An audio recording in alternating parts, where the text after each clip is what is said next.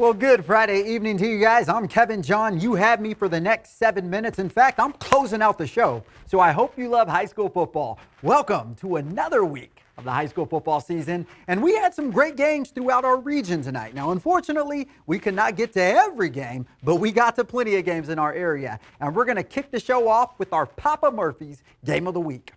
Of course, it's the Quarry Bowl, the Rocklin Thunder taking on the Whitney Wildcats.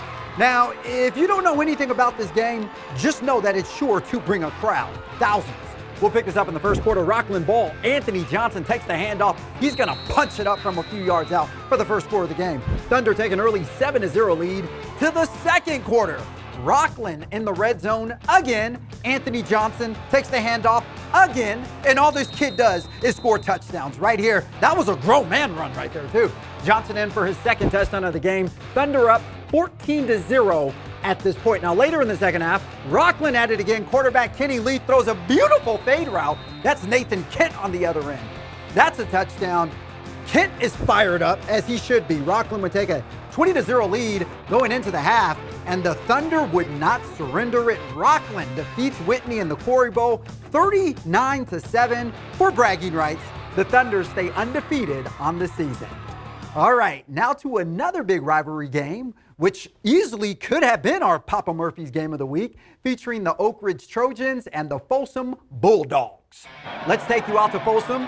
Folsom and Oak Ridge separated by less than 8 miles. A lot of eyes on this game tonight, including those belonging to Sacramento Kings star Tyrese Halliburton in the building. With a couple of weeks remaining before the tip-off of training camp, Halliburton took to Twitter asking about high school football in the area, and he listened to the fans, and he saw an absolutely dominating performance from the Bulldogs, particularly from Tyler Tremaine and his incredible receiver Rico Flores Jr. Rico showing why he has the likes of Alabama after him.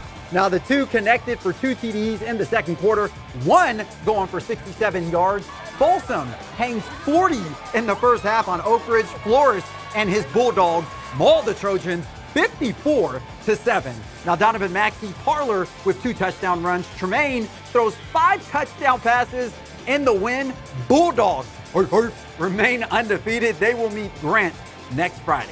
Man, they good. They real good. Across Folsom Lake, Granite Bay Grizzlies welcome the Del Oro Golden Eagles to town. Eagles are meant to fly, especially golden ones. Gavin Gilliam, he does just that. He busts a 20-yard touchdown run to tie the game at 14-14. His dive right there at the end, just enough. Great effort from Gilliam.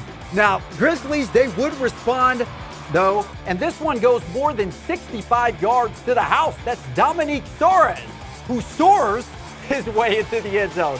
The Grizzlies hang the first L on Del Oro. 28-14 is the final. Both teams now 4-1 on the season.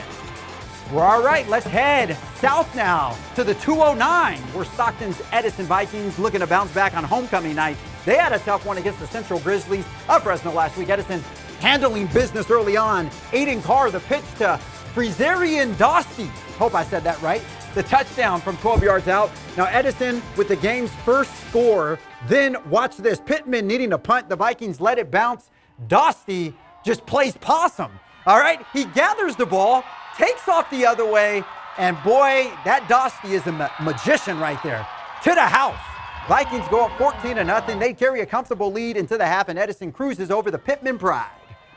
And over near Elk Grove, it was homecoming night at Sheldon High School. The Huskies welcome the Franklin Wildcats of Elk Grove.